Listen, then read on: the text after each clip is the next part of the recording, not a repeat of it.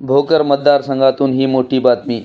मतदारांना नरहरी मंगल कार्यालयामध्ये कोंडण्याचा आरोप भाजप कार्यकर्त्यावर होत आहे. नरहरी मंगल कार्यालयात जाऊन काँग्रेस कार्यकर्त्यांनी मतदारांना बाहेर काढले. भाजप काँग्रेस कार्यकर्त्यांमध्ये वाद निर्माण झाले. पोलीस प्रशासनाने बंदोबस्त पूर्ण तैनात केले आहे.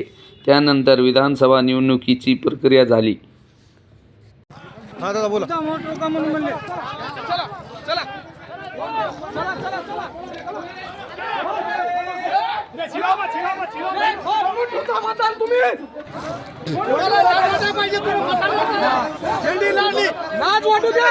माणूस आहे.